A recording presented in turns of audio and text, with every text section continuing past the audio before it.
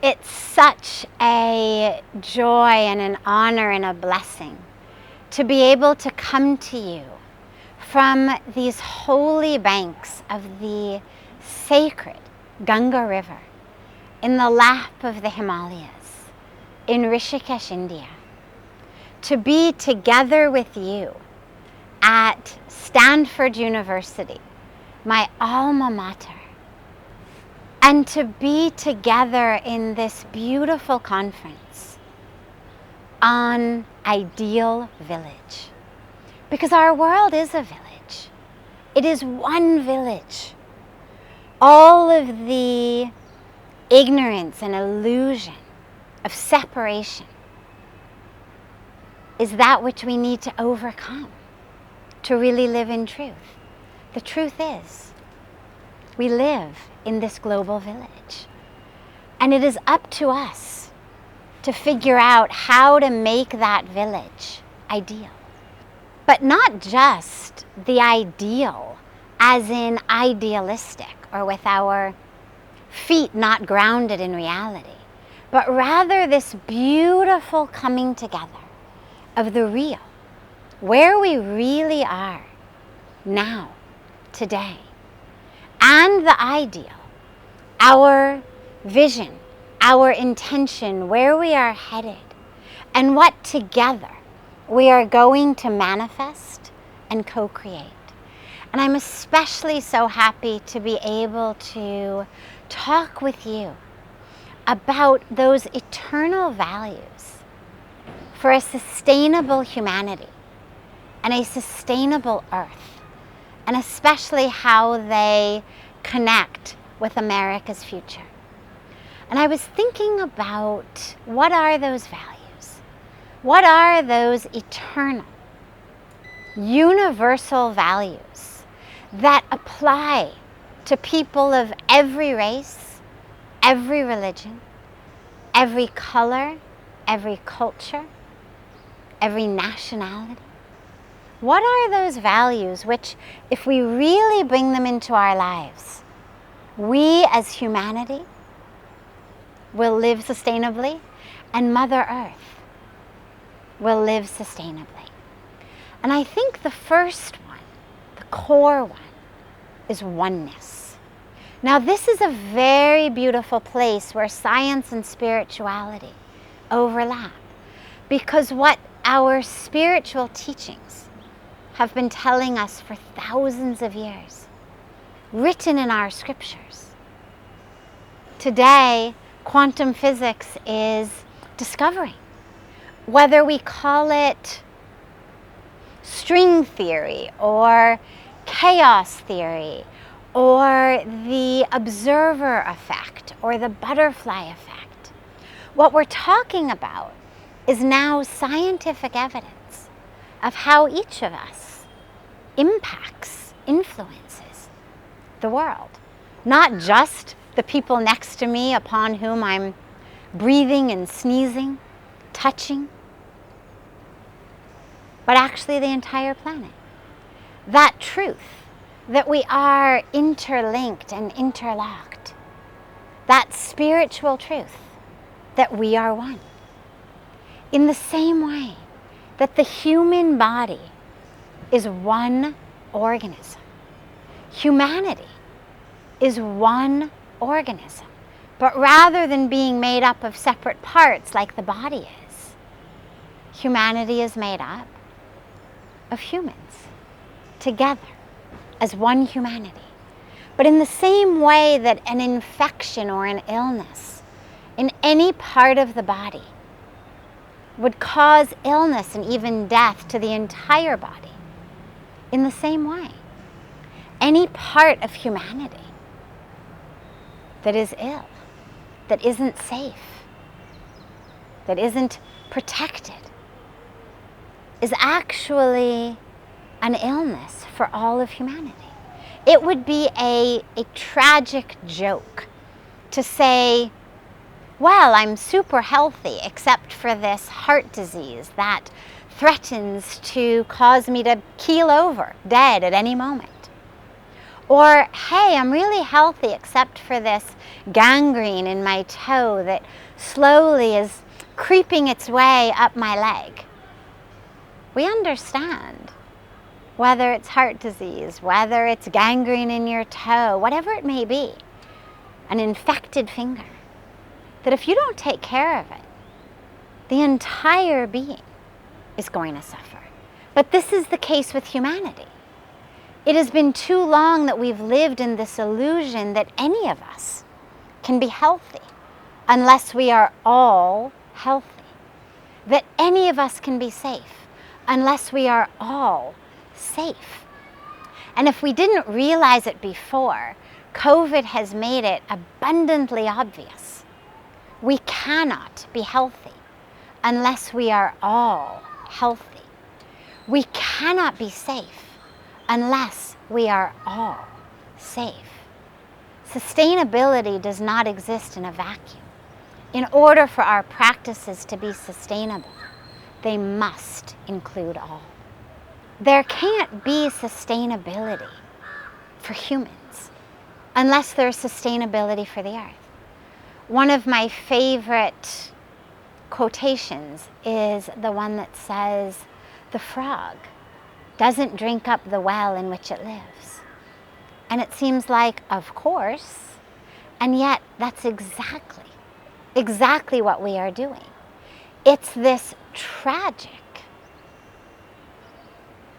illusion that somehow we can desecrate our land, our water, our air, and actually expect that we will stay healthy.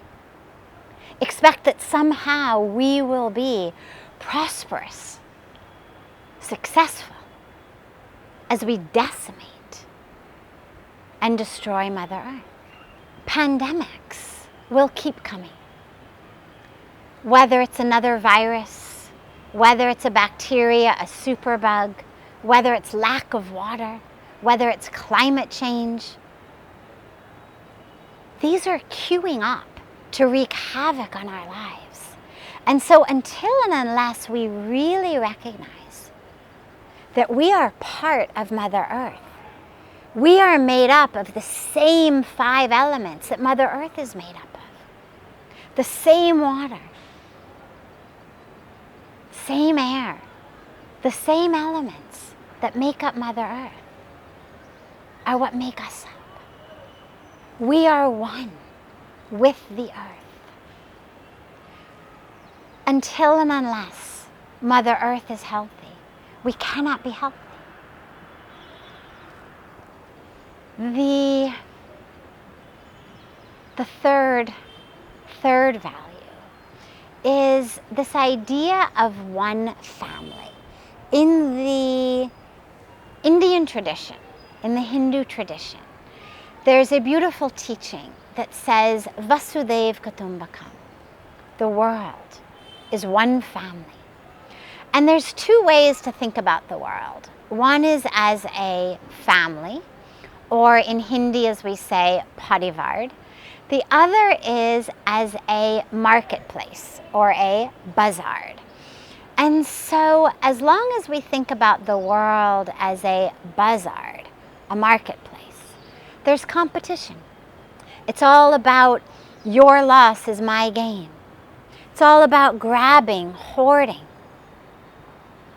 But when we shift from the value of a bazaar to the value of a parivar, then it shifts from being competition to being cooperation.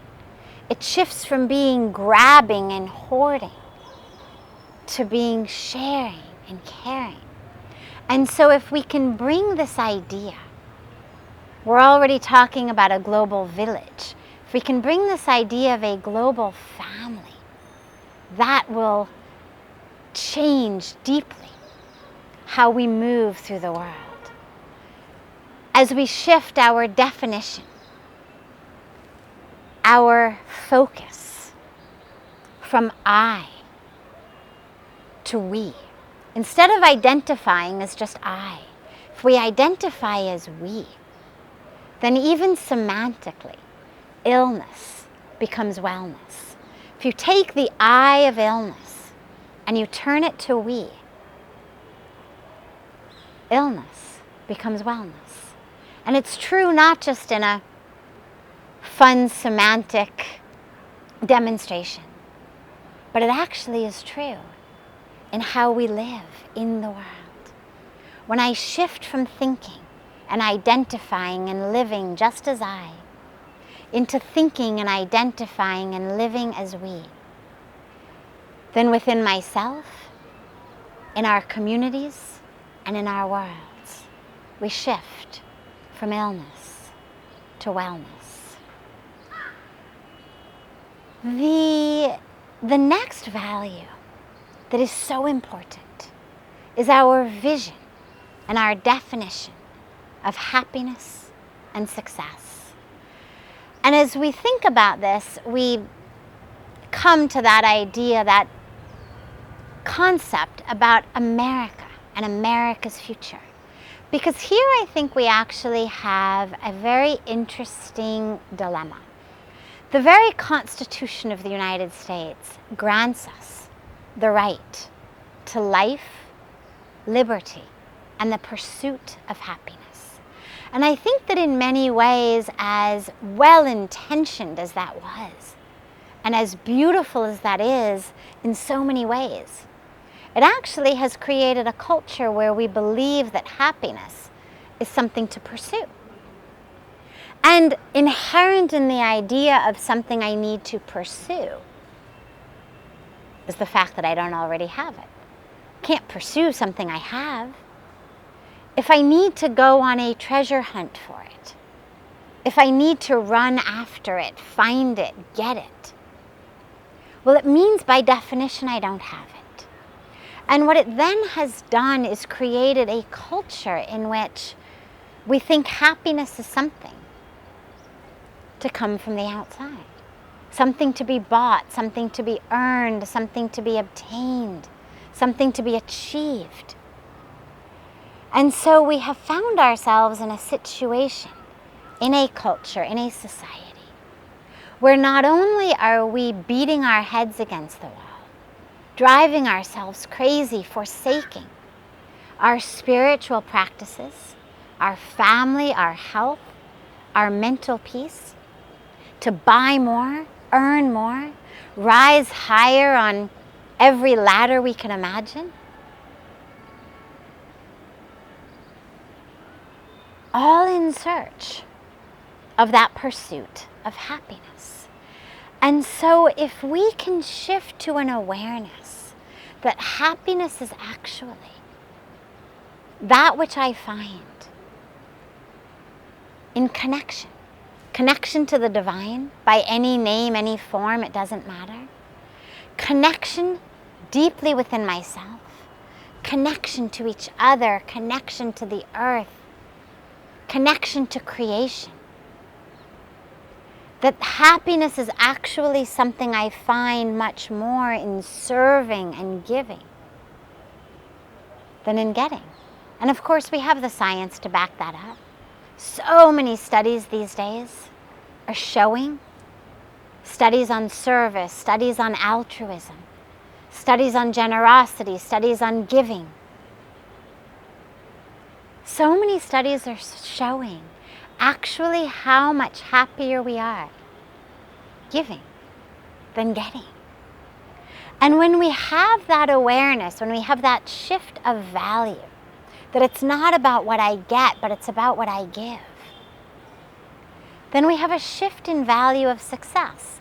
Then suddenly success is not just about being at the top of the ladder, the one with the most money, the biggest house, the most cars, the corner office, the one with the most followers on social media, the one who everyone's envious of. Not that. But then our whole definition of success shifts into being one who is successfully manifesting the truth of who I am, which is full and whole and complete, which is a tool in the hands of the divine, which is one who has come onto earth with such gifts to share, to connect, and that success becomes a measure of that, not just money in a bank account, square feet of my house. And that shift of values of happiness and success, I think, is crucially important. Otherwise, as Mahatma Gandhi said so beautifully, we run very fast, but we run in the wrong direction. And lastly, education and technology. They go together these days. It's essential that our values in education become those that actually teach our students, teach our youth to be connected to themselves, to each other, to Mother Earth, to the future that is directly impacted by how they live today, that enables them to be courageous, open-hearted, courageous, that enables them to be creative, that enables them to be not just robots, but actually these connected and creative beings, which is really what our world needs. And that technology that we're training them in, that we're giving to them, that we are hoping that they will develop and be entrepreneurs of, let us ensure that our technology is one that enables us not just to count the number of steps we take each day, but to know how those steps are impacting Mother Earth. And let our technology be that which not only brings the world to our fingertips, but which reminds us deeply in our hearts that there is a world beyond our fingertips. And let our values and our models of economy be that which remembers that economy begins with eco, and that our model of economy, our value of prosperity, must be one that keeps the eco in economy, and one that recognizes that the cost of an item is not just the price tag, but that actually the cost is the cost of the production of that item on the air, on the soil, on the water, on the women and the children who are producing it. And that when our value system is one rooted in more, cheaper, we have products, the production of which requires women and children to be working in sweatshops, the production of which is done in factories that cut corners, that spew waste into the air, into the soil, into the water. Let us shift that value, that a healthy, successful economy, that prosperity and abundance is rooted in our ability to have more, cheaper, but rather that it is our ability to be assets to this global village, that enables us to be ideal citizens of this global village, this global nation, this global oneness. Thank you so much for this beautiful opportunity to share today with you, to be together with you. And let that change, let that shift begin with us. Because whether you look at it spiritually or scientifically, the ripple impact of how we think, how we see, how we eat, how we shop, how we dress, how we live, is rippling out into every corner of the world. let that change. As Mahatma Gandhi said so beautifully, let us all be that change we want to see in the world.